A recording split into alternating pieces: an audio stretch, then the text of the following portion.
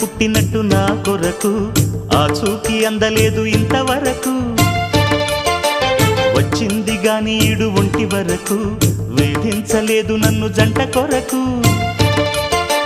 చూశాక ఒక్కసారి ఇంత వెలుగు నా వంక రాను అంది కంటి కునుకు ఈ అల్లరి గారడి నీ లీల అనుకోనా నీ పేరు ప్రేమ అవునా ఇవాళే నిన్ను పోల్చుకుందా